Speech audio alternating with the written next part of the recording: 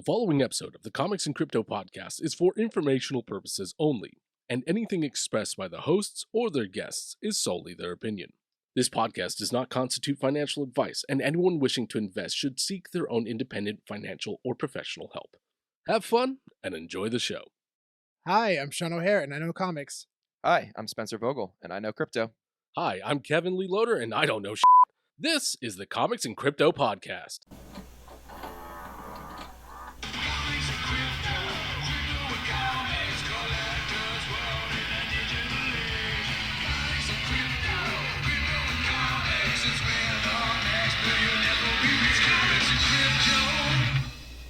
What's going on, everybody? We're back again with another VHS episode. Woo-hoo!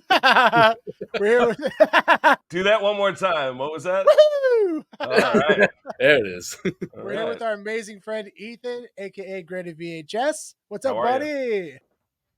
Now's my time to say hello. Was that what that pause was? Hello, everyone. Don't want it to sound forced or anything. How are you doing? Nice to see you. Let's VHS each other.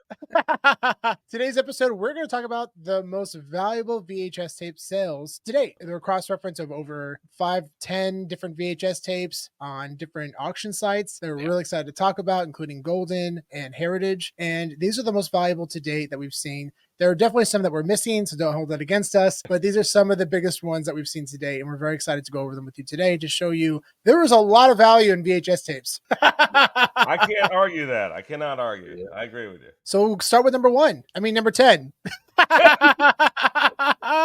got confused by the zero behind it. It happens. Coming in at number 10, Raiders of the Lost Ark, 1983.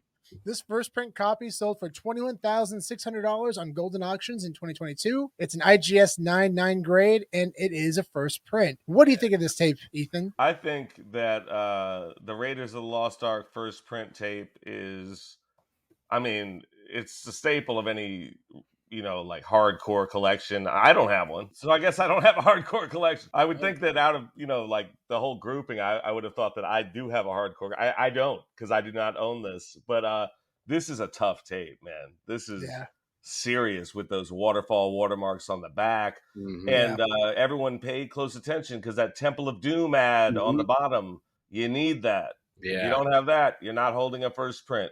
Yeah. And I think it's just beautiful. Yeah. I love it. I have a CIB of this copy. Very happy to have that in my collection. Absolutely. I bet it's beautiful. Oh, I love it. Wow, that's awesome, Kev. Yeah, this is one of the most iconic films of all time. It really stamps pop culture at its finest in cinema. Oh, yeah. This is late 80s, early 90s, classic blockbuster film. And Raiders of the Lost Ark, everyone knows that movie. Everyone knows Indiana Jones around the world. This has worldwide fame. It's got everything going for it. I have a question. Is Short Round on the cover? I can't see. No, because this is Raiders. This is. No, I know which movie it is. I'm just thinking they should have included him on all of them. No, unfortunately not. How funny would that be if the whole series had him on the cover in like different spots? He's only in one film. Yeah, he's only in one film. That would have been so funny if they kept him for Last Crusade. He's not in it, but here he is. Holding the Grail. He's there in spirit for the rest of the film. How do I pass, Dr. Jones? The breath of God, Short Round. I'm sorry. Actually, oh man, what if it was Short Round going through all the traps? Oh, that'd be so dope. Wow. And he puts the sand down. Oh, yeah. You can't do imitations like that anymore. That's the problem with this bit. Coming at number 9, The Karate Kid from 1984. Sold for $22,800 on Heritage Auctions in 2022. And this IGS 9.5 grade is a first print, and what a stunner. Karate Kid. Ethan, do you own a copy of this? I have a beta first print. I do not have the VHS first print. I don't know why. It's weird. I would love one. Yeah. On the back, these have the RCA Columbia watermarks, right? The 2 rows. They're really nice looking. This is a beautiful tape and a classic poster that they used for the cover. Crane kick and all that. Lyoto Machida actually knocked out Randy Couture with a crane kick in the UFC. Oh, wow. Like, he didn't throw his arms up and wait for him. He jumped up. Did you see it, Kev? No. That's awesome. He threw a crane, and he's called the Karate Kid because his art is karate, and he knocked out Randy Couture with a crane kick, and it looked like awful. Like it was stunning. So yeah, no, Wow. this is a beautiful tape. Kev, what do you think? I love the Karate Kid, man. And these are all like for me, my childhood. This is how I saw these movies the first time. It was like on these VHS tapes. So for me, it's just like it means a lot. I don't have one yet. I want to get one, hopefully. But yeah, I have a question. Do you hate the movie Jaden Smith is in, the Karate Kid, or do you So- hate Jaden Smith for doing it? Or do you hate Jaden Smith? Well, no, either way, you hate Jaden Smith. Yes, but I actually appreciated what they did in that remake a little bit. No, because there was actually a few things that, especially for like karate people, like it was actually like, oh, you actually went more karate with it. Because the thing about the Karate Kid you have to understand is it's not actually the Karate Kid. They don't do a lot of karate. There's not much karate. No. Yeah, there's not much karate, so it's definitely an 80s movie where it's just like, hey, this kid does Karate Kid, but he doesn't do a lot of karate. He also cheats at the end to win, so you know. There's that. So, How does he cheat? so in the movie, the rules are you're not allowed to hit anyone in the face, but he wins the match by kicking the guy in the face. Oh He my cheats. God, you're right. Yeah, Just so, ruin the film, Kev. Yeah, I probably The just value ruined has this now movie for a plummeted. lot of The people. value has plummeted. The film is done. Does he catch him in the chin or in the face? It doesn't matter. It's the face. If you hit him in the face, that counts. He's a effing cheater, dude. Yeah, they even bring this up in The film is ruined. the It's Cobra Kai. Wait, why didn't Sensei Kreese, instead of breaking the trophy and getting mad at dude, complain to the judges that he cheated because he cheated? Because it's a film from 1984. Yeah, That's very right. Orwellian. The whole Yeah, thing. it's just If like he has to win, and we called it the Karate Kid, and we have a crane thing. So fuck it. they should do one and call it the MMA Kid, and he should just choke the shit out of him. Pretty much. Yeah. I will say this is a film that basically represents the underdog, which I'm a sucker for underdog stories. And also, this film was actually started and produced by one of my heroes, a producer named Jerry Weintraub. Jerry Weintraub is one of my favorite producers. There's an amazing book that he wrote called "You'll Know Stop Talking When I'm Dead," and he's just an absolute legend. And he's the big reason why this film was made. It's amazing. So this film is a special place in my heart. Very excited to see a sale like this for this movie. Can I make an admission real quick? I cry at the part, this is serious, at the part where, I almost called him Dr. Miyagi. I combined Dr. Mario and Mr. Miyagi. Mr. Miyagi is, Daniel's son can't get up, you know, and he's going to lose. He goes, lose okay. No lose fear. And I started crying because it makes him get up, you know, and it was just, it's a very emotional movie. And when he heals him in the back with all this shit. Yeah. It's a great movie, you know, and the first print is just as beautiful as the film. So, I mean, this is a great target for VHS collectors. Number 8. Go. Da, da, da, da, da, da, da, da. Wait. Not close, but all right, cool. I thought that was, is that Funky Town by Lip Sync?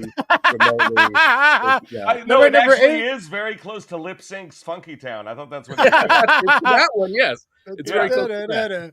There we go. I got it now. Coming at number 8, Ghostbusters 1985, sold for $23,750 in Heritage Auctions in 2022. It's a VGA graded 85 plus, near mint plus. Also a first print. What a beautiful copy. So cool. This is one of Kevin's favorite films of all time as well. Wow, that's a promotional copy. What do you think this is? This is a screener copy of that VHS tape. That is one of the most criminally undervalued tapes. Yeah. Those were going for between $300 and $500 on eBay, and I bought a couple. I was nauseous when those would sell. I mean, those are promo screeners of Ghostbusters. What are people doing? Yeah, seriously. And everyone out there, just so you know, that film, that copy that Kevin has in his hand predates the first print. Yep. It actually is a copy that was released internally to either rental shops or within the studio, but that copy was given out to people before the first commercial release, which is sold for $23,000. So we're sure about that? Jesus. Promotional copies, yeah. To my knowledge, that promo copy in that instance was definitely given out before the first print. I believe so. That's amazing. I was just shooting in the dark. We're still learning about the promo tapes, of course, and this is still, I'm not 100% on this, but promo screeners. I just want to add a caveat that we don't, I mean, we can't guarantee it, but I mean, certainly in most scenarios, the screener goes out first. So, I mean, incredible buy, Kev. Yeah, thank you. I'm so happy. Congrats, buddy. That's a special piece. That's that what you everyone don't wants to deserve. tune in for, us jerking each other off. Good night, Kev. Thanks. We're so good at it too. We're so Yeah. good. Oh my God. Number 7, Rocky. Number 7, Rocky, 1982, sold for $27,500 on Heritage Auctions in 2022. This is a VGA graded 85 near mint plus. This is a very cool copy, but it's not a first print, right, Ethan? Ooh. I don't know. If this is the 83, I mean, there's two drawer boxes. Because I have a drawer box and it's definitely an 83. There's two that look a lot alike, and there's one that's earlier. I'm not sure this isn't that one. But Heritage sold them back to back in 2 auctions, and I believe the earlier print went for less, if I'm not mistaken. Don't hold me to that, but I think it was a little shocking. I'm not sure that anyone knew that. That's the problem, and I will make a note here. I will put a pin in this. The lack of knowledge and lack of dissemination of knowledge is one of the things holding back this. I mean, not that this hobby is being held back, but this hobby would certainly be blossoming more if more people knew more about the tapes and the history and the rarity and when this was released and are there 2 drawer box Rockies. I mean, when you have to guess, you're not going to spend that kind of $27,000. I don't want to be guessing. You kidding me? Yeah. You're right. So everyone should be sharing that information and trying to disseminate as much to the collectibles community as possible. Yeah. That would put such a bad taste in my mouth if I spent $27,000 thinking this is a first print. Oh. And even worse if I was told this is a first print and find out that there's an earlier print. Yeah. That would hurt so much. To your point, you're right. Yeah, as more knowledge comes out on this stuff, more information, I think people will be more excited for sure. And Star Wars too. We've seen some really big, like second and third print copies sell for like $50,000, $60,000. Yeah. And I'm worried that a lot of the people who spend that kind of money on it thought it was a first print, and that's heart wrenching. But that being said, you just got to really do your own research when you spend that kind of money. And talk to. I mean, listen. I mean, I was about to say their Instagrams aren't up here. What am I, the idiot? I put my Instagram up. You guys don't want to be contacted. You can always feel free, guys. Send me a message if you have a question. I'll either send you to someone who knows, or I'll tell you if I know. I'm not safeguarding any information. I mean, even about my love life. I mean, whatever you have a question about. I mean, there's nothing going on, but I'll answer it anyway. But seriously, because before you spend. Before you make a smaller purchase, I mean, just make sure to ask and do some research because we're in the early days of this hobby and you got to protect yourself. That's all. I mean, it's not any scarier than any other hobby, but just a reminder, protect yourself. Absolutely. Yeah, absolutely. It's a great point. Yeah. But yeah, this film, I mean, this also is one of the most valued underdog stories in history. Yeah. Rocky is Academy Award winning film. It's a special piece in pop culture history, and it's recognized worldwide. Yeah. Do you know? Do you remember what I said his first appearance was? Do you remember? I mentioned it It earlier. like a softcore. Yeah, it was a porn. It was Party at Kitty and Studs. Oh, that's amazing. Do you have a copy? No, I do not. I'd buy it in a second. It'd be so funny to have that, but no, I have not seen that. Although I did when I was 15. My friend Dan and I went to New York for the express purpose of buying the VHS of Pamela Anderson and Tommy Lee. And we got it and we went home and watched it together. And like, that's weird. So we just sat there next to each other, just staring at the screen. And then it was over. And we were like, that was awesome, And then we were done with it. So threw in the garbage. Yeah. We didn't really have the experience you're supposed to, but I guess we still saw it. Coming at number 6. Jaws 1983 sold for $32,500 on Heritage Auctions in 2022. It's an IGS graded 8585, and this is a first print. Very nice copy. I love this movie. God, I love this movie. Kevin hates this movie. Yeah, don't like it at all. I don't know what anyone's talking about. That's beautiful, Kev. That is so cool. This is actually Kevin's favorite film of all time. Yeah. This is the movie that made me become a filmmaker. Who could argue with you, though? Yeah. I mean, it's Jaws. I love this film. And it's funny just, though, because, like, this is the first print, but obviously it came out years after the movie did. 75, right? Yeah, 75. This film changed everything. Correct. This is not a first print. Oh, it's not a first print. No. Ooh. The first print of Jaws is a 1980 black MCA. Oh. This would be a 1983 MCA. I sound like when I make fun of Dungeons and Dragons people, I'm like, the wizard master, but that's what I sound like. I just realized this is an 83 wraparound, probably with an MCAT stamp. I mean, the earliest of the 83. Actually, I take it back. The second earliest of the 83 prints, because I picked up one that was a two-tone. So there is a two-tone that I know exists because I own one. That would be the earliest 83, but there is a 1980 print. None exists that we know of. I mean, no one has one, but this is not the first print of Jaws. Gotcha. But this is probably the one that's most accessible to people. What is okay? He's like, that makes it the first print. If you can get it. Okay. Well, I've seen reseals of it, but that's as close as I know anyone's gotten. But that makes it fun because they are out there, or maybe they're not. I mean that's cool to me. I like that. And this is a good example, right? People thinking that this is a first print, but it's not. Right. It happens, guys. Just ask somebody. There's a lot of really nice people in VH. There's a lot of weirdos and crazy people too. But there's a lot of really nice people. And you can tell the difference right away by the smell. So find the nice ones and just ask me or someone else, and we'll tell you.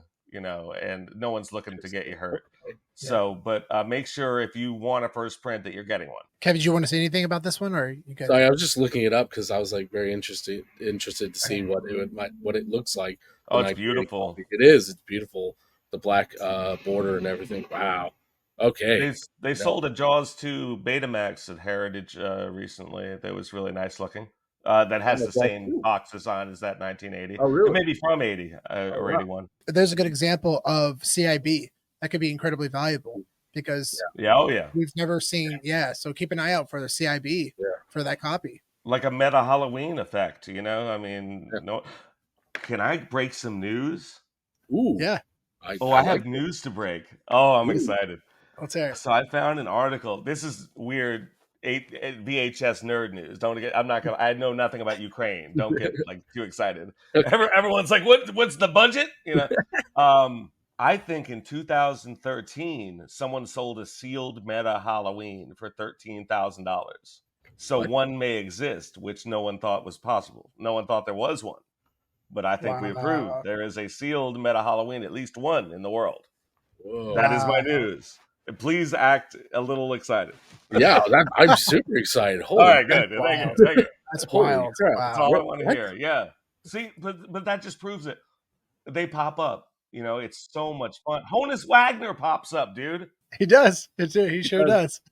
Man, that's awesome. Holy shit. Number 5, The Thing, 1982. Hey, sold for $37,500 in Heritage Auctions in 2022. IGS graded 8 mint, 7.5 mint is also a first print. Ethan, I think you have a copy of this, don't you? That is my copy. There is only one known, The Thing, and I own it. Wait, this is your copy? Yeah, are you serious? I didn't know this is actually your copy. I got it. I took it out of the IGS case and I got it put into a rewind holder, and I sent you pictures, and that is my copy. I bought it at Heritage. That's crazy. I thought you were joking. I had no idea. No, what are you talking? Yeah, that's my copy. I had no idea. I thought that was a raw copy that you got. That's amazing. Wow. Okay, well, we're talking to the actual buyer. That is so cool, that dude. Idiot. Yeah. That's so cool. Who spent that much money on that thing? God damn. Wow. Wait, why would you use that picture when I gave you brand new pictures of this? Well, I didn't know this is your copy. I was using it for another episode. Oh, I gave you it was like you were breaking news, like it's been regraded, the one. Well, it's okay because this is the actual image used on Heritage anyway, so it's okay. We can just use that, but we're going to use that image for another episode. You don't really have to explain it. I'm not really faulting you. I'm just joking. I like how you went into full explaining mode. So how rare is this copy? Well, it's one out of how many VHS there are right now, and when they find another one, it will be a 2 out of that. Yeah. So you haven't seen? Have you seen another wraparound watermark? I think I had a beta that. Oh no, that was the side watermark. I've seen one rewrap but I haven't seen any even betas. So no, this is the only Wow. one. I'm super proud of this one. I love the thing. The movie is just forget me owning the tape. No one cares about that. This movie is unbelievable. And if you haven't seen it, treat yourself. Go get like some Oreos, put them in milk, let them sit, get yourself a spoon so you can eat the cream out with the Oreo pieces and watch the thing. It is a beautiful experience. And a big shout out to my good friend David Castro, because the first time I saw this, he's like, Sean, we're gonna get a bottle of J&B, which is a Scotch whiskey, and we're gonna have a drink and we're gonna watch this movie together, and you're gonna appreciate it and understand. I'm like, okay, sure, whatever, we'll watch it. I was completely blown away. I mean, just the practical effects, the story, everything, the performances, the lighting, everything about this film is so special. And this is one of my favorite horror films of all time. This movie is so good that it's exciting to own the VHS. That's yes. Yeah. Exactly. Like, I don't care what, like, I care about the value because I wouldn't want it to fall through the floor because then I will have wasted too much money. But if it maintains like the same value so I just don't lose a ton of money, I don't care. I mean, it is exciting to own because it's a piece of that film, and that film is just incredible to me. I mean, I love it. And it's also a wonderful example of like remaking an old 50s movie and then doing it so much better. And just everything about this movie is top quality.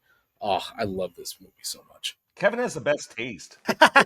He does, and he knows so much about this film too. And we're going to actually elaborate on that in another episode, which I'm very excited about. But this film is unbelievably special. And dude, congrats on getting this copy, man. That is so cool. Thank you very much. That's so cool. Wow. You get to unveil the new case on a future episode. Yeah, I'm very excited for that. That is so good. Coming at number 4. Oh, what's that? This is Star Wars. Star Wars, right, Kev? 1982 drawer box copy. This sold for $48,000. I know what he was referencing, and he wasn't close. It was amazing. I know. I'm actually quoting Kevin on that one. I have no idea where it's from, but sold for $48,000 on Golden Auctions in 2022. This is a Beckett graded 8.5 B graded seal, and this is the first commercial print drawer box of Star Wars. Nice. Yeah. And apparently there's only a small handful of copies, maybe in the single digits, of this copy known to exist, sealed. Wow. Apparently. Yeah. We're about 5 or 6 now. 5. Exactly. 6, Yeah. The guy who graded this copy for Beckett, Luc Bessier, shout out to Dan Allegra from Rewind, who graded The Thing, we should say, from just now. Now a shout out to Luc Bessier, who graded this Star Wars. He actually owns 2 of them. He is the biggest Star Wars fan. If you want to know something about Star Wars, Instagram that guy. He's a genius of these VHS. He's like Rain Man with Star Wars. It's unbelievable. Yeah, he's an awesome guy. Yeah, and it was so much fun to like learn more about these copies and how significant they are. And it's a beautiful copy. This is a representation of one of the most successful films of all time. You reference sales. Just alone, this movie, if you're looking at individual ticket sales, this movie shatters every film in cinematic history. Like, not even close. And if you put inflation into effect, if you reflect inflation, this film just trumps everything that's come out ever. It's an unbelievable film. What's your least favorite part of it? Nothing. There's no part that you're like, okay, did who shot first, Han or the green guy? Well, so hold on. Are you talking about with the special editions, or are you talking about the original? Original, always. And I thought you were talking about the actual case not the case, but the actual VHS box. Oh no, I meant the movie. Is there a part of the movie that you hate? Kevin, you answer this question. You're the Star Wars guy. I wouldn't say hate, but I definitely. I get why George Lucas wanted to go back and redo some of the effects in the early part of the film, because when they do go to Tatooine or Mos Eisley the first time, the cantina? The effects, when they're driving in the actual speeder, some of those shots, even in the original, were pretty janky and they're kind of rough, and you're like, ooh, they don't really look that good. They don't even hold up even today, where compared to like the rest of the film, which has all these amazing special effects. So, like, to me, that original sequence when they go to Mos Eisley before they get into the bar is pretty rough. It's just I need to see that. That's a really interesting point. Yeah. These aren't the droids you're looking for. Like, these aren't fucking droids. These are like trash cans. Like, I they know. don't even look like droids. Why would I want this garbage? Yeah, get out of here. These Get out of props, here. what props? I don't know what you're talking about. But other than that, I mean, I love this movie so much. So, yeah. So not too much to hate about it. I Not agree. too much, This is in an my opinion. amazing film. Yeah. And in fact, when I went to see what was the first of the new ones, The Force Awakens? Yeah. Of the new ones, yeah. Yeah. Right. I took my daughter to see that. And just Cool. knowing that after all these years of seeing you start, and now I have my kid and I'm seeing that, Yeah. it made me, really emotional. It was That's just to amazing. see that and to see Chewbacca again Yeah. and be in the theater and to have her have that experience, it meant a lot to me. And this is a movie that has memories for maybe 3 generations in your family. So, I mean, it's a More to really come. special It's- tape. It's And they're gonna be attainable. multi-generational. Yeah. Mhm. They're attainable. Yeah. There are 5 or 6 already known. I mean, they're not going to be cheap, but I mean, that's really cool. It's possible you can get one. Yeah. Here's a perfect example of a high-grade CIB. It would probably sell for quite a premium. Yeah. That's something to keep in mind. Definitely look for high-grade CIBs. I am a full believer in that. Not financial advice, but I'm very excited about it personally. Do you have a CIB of this? No, but I've been watching the market. There's a lot of beat up. I haven't seen many. There's some beat up copies on eBay. They're really beat up though. Yeah. But even those will probably do well because you just anticipate they're so rare, And we'll see over time, over the next couple of years, how many copies will surface. But if they don't, I think CIB is going to be a hot ticket. You're a hot ticket. Coming at number 3, Goonies. Yeah. Hey, you guys. 1986, great year. Sold for $37,500 on Heritage Auctions in 2022. VGA graded 85 near mint plus. What a beautiful copy. Yeah. Who knows if that's the first print? Jesus. There's 8 variations of that tape. Yeah, I know. And that's what makes it kind of tough, right? I'm presuming that there was probably a lot of value put on this because they thought it was a first print, I presume. Well, I think when you're dealing with something this early, I think we'd be remiss in assuming everyone is misinformed. I think at this level, Sure. we can assume that they knew how early. This is super early. I mean, we don't know if it has a silver sticker or not from this label, but we could assume they knew what they were doing. If there's, in That's this fair. case, because this is an early copy. Yeah. And it is disputed, what is the first print, and are there watermarks on, like the Gremlins without watermarks being earlier? All that stuff comes into play, but these are legit sales of early prints. Even when people are unsure if it's the first print, sometimes they're willing to spend this much just for an early copy. That says a lot about this market. Very good point, Ethan. Thank you for clarifying that. But yeah, the Goonies. I mean, this is one of the most classic 80s, 90s films of all time. Yeah. This film, I hate this movie. do you really? Do you really? It's a dumb movie. Oh, I love it. It's so good. It's so dumb. This is one of my favorites, man. This is as a kid. This is an adventure movie that every kid loves to be a part of. This is like a dream. Hey, when I was a kid, I didn't want to be a part of it because it sucks. I know I'm not in the majority here, but that's my opinion. I mean, it's an awesome tape. I mean, I understand why someone would love it. It's amazing, but the movie blows. Sorry.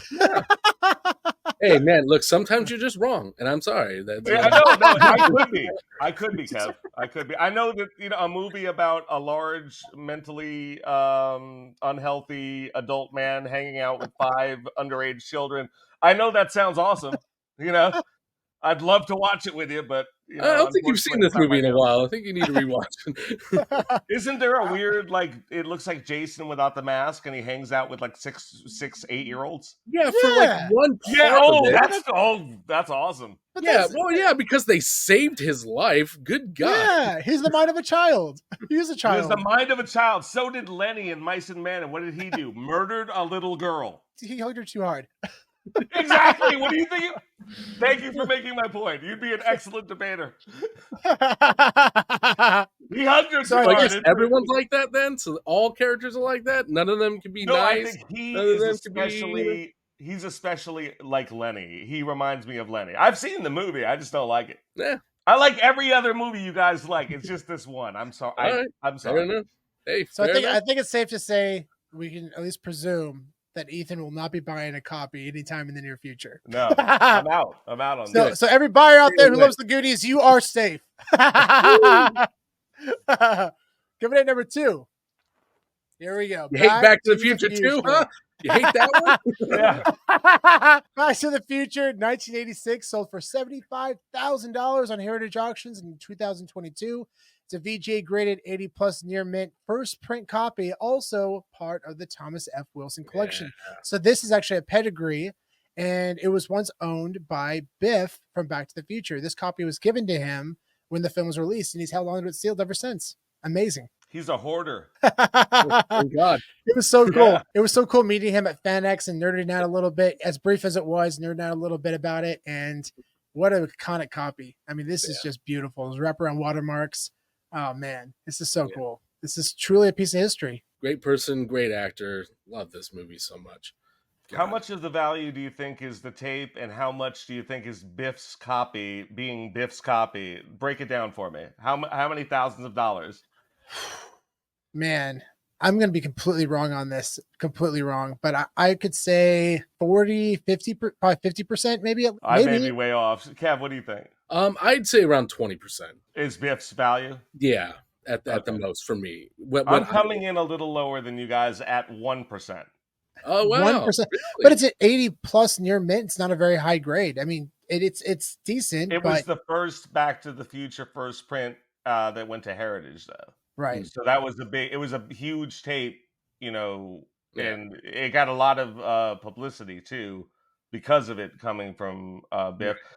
Thomas Wilson. I'm not going to call him Biff. That's terrible. Like, his name is Thomas Wilson. I'm sorry. I'm sorry, Biff. Good. And that's a good point too, because this is the first one that was released. So that's a big deal. It's a really big deal.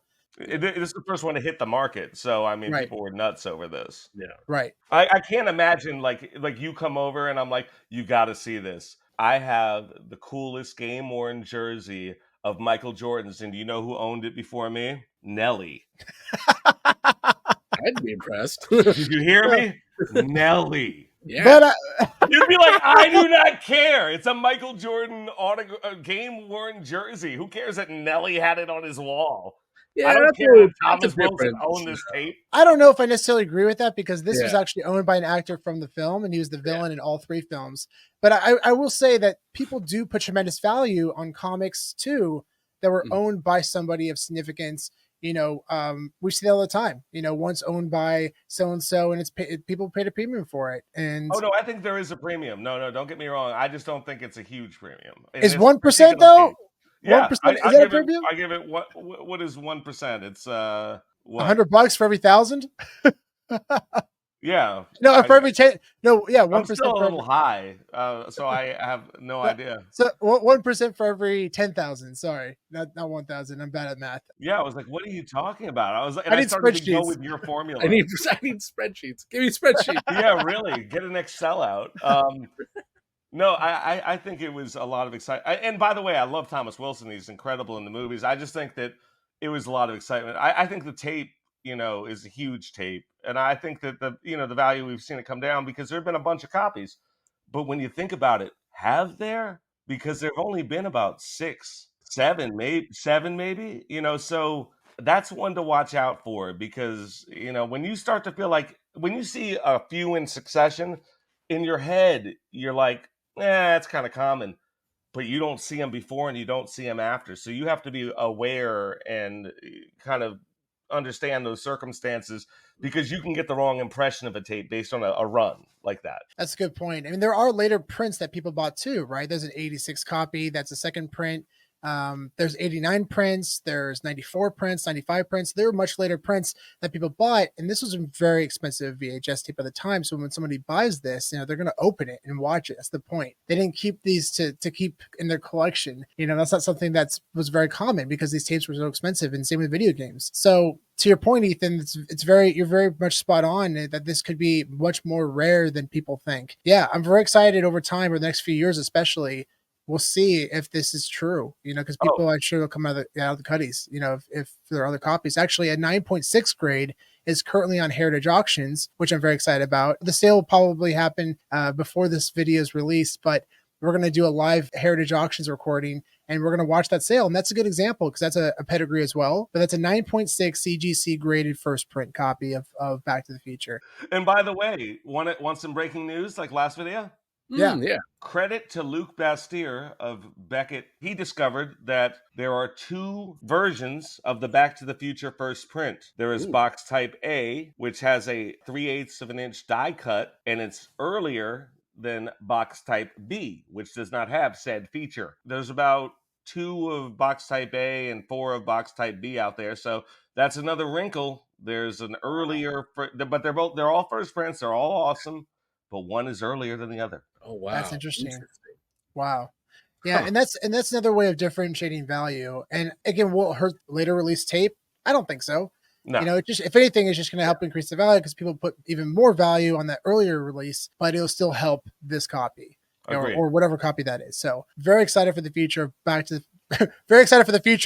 the Future VHS tapes. That was a bit of a tongue twister, but yeah, this is a beautiful tape of one of the most iconic films in history. I mean, we saw the madness hands-on at FanX. The people that were in love with this movie. It was so cool getting our VHS tape signed and people coming up to us. I mean, dozens of people like, "Are these for sale? Like, where'd you get these? Are these first prints? I'm so excited! Oh my gosh!" It was fun and very validating to see people understand the potential here. What do you mean? Are these for sale? Were you dressed as a vendor?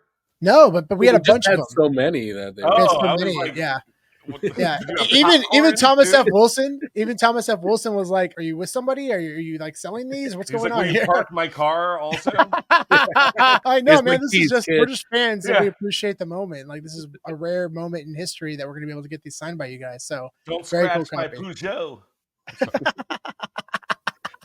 Coming in at number 1, Star Wars 1982. It's so good that it's on 1 and 3. Yeah. What was the third one? It was also Star Wars drawer box. Oh, I thought that's what we were talking about. God. And actually, there are later prints that sold for 50,000 plus. We didn't want to water down our list with Star Wars tapes, but there is a later print that sold for 50,000 plus dollars. I believe it was on Golden. But this is a first print again. This is the highest VHS tape in history. It sold for $114,000 in Heritage Auctions in 2022. It's a Beckett graded 8.0 A- seal, and is a first commercial print drawer box. I mean, that's Neo. That's the one. Yeah. And to my knowledge, this is probably one of the first to be released in a big auction house, a first commercial release. Is that correct? Do you know of any other that went on auction before this copy, Ethan? I think this was the first one, right? Yeah. The first 82 that went up, fetched 114. That's correct. Yeah. So that makes sense why this sold for such a premium. Now, will it go up from here or will it stay stagnant? I mean, again, this is a copy that was incredibly rare. People now know about it. They're excited about it. So you're going to have a lot more potential buyers coming in with a supply of only 5 or 6 known in existence. That's crazy. That is crazy for one of the most iconic films in history. So as this market grows, I mean, in my opinion, this is potentially the ceiling right now, at least at this moment in time. The floor? No, the ceiling in terms of like peak height, the value. Oh, I thought you meant the ceiling was 114. I was like, that poor guy. At least right now. Oh, you do think that's the ceiling right now? Well, I mean, just expanding. Just this confirmed sale. Okay. But I anticipate there will be other VHS tapes that could surpass this. The ceiling on prices. Oh, pricey, I thought you meant the ceiling on this tape, and I'm like, no, this guy paid too much in that case. In terms of this tape, I mean, who knows where this can fly? How many Michael Jordan rookie cards are there, Sean? A lot. There's so many. Like thousands, right? Thousands. And there's how many Star Wars 82s are there, Sean? 5 or 6. Right. To our knowledge. Yeah, there you go. I mean, they're not analogous. I'm not making that point. That would be trite. That would be annoying, and you guys could boo me. But I am saying this is awesome, and those are awesome, and they're both kind of huge in their respective markets. That was up at around 1 million before, everything dropped down. Now it's at around 300,000, and there are thousands of them. In PSA 10s, there are tons of them. I think there's hundreds in the PSA 10s. Hundreds of maybe thousands. I'm not sure. Yeah, there's a lot. But that's a great point. That's an excellent point because it's all about popularity. And really, though, when it comes to franchises and film, what's more popular than Star Wars? I mean, I don't really know if I can argue with that. So here we go. You have scarcity at an ultimate level with popularity, which is one of the most popular franchises of all time. And this is the first commercial copy. And this is also a big reason why when we talk about undervalued VHS tapes, we talked about the library copy, which predates this copy. And not a lot of people know about that copy. So we'll do another video on that one, especially, but this is a great reference in terms of value of where the market's currently at and where it could potentially go. And if you own if you own this copy sealed on the off chance, don't worry, the library copy didn't come sealed. So this is the first print. You didn't waste your $114,000, sir. There you go. But yeah, I hope you guys enjoyed that list. We will definitely be, creating more lists in the future as this market develops. There's a lot of auctions happening every month. So we have a lot more sales to update. Thanks so much for joining, everybody. Again, Ethan, make sure to follow him at Graded VHS on Instagram. Make sure to follow us too and subscribe. Do that, please. That's awesome. Comics and Crypto, best podcast in collectibles. Go ahead, Phil. Appreciate you guys so much. Thanks again for joining, and we'll see you on the next one. Bye, Poppy. Bye, Poppy. Poppy.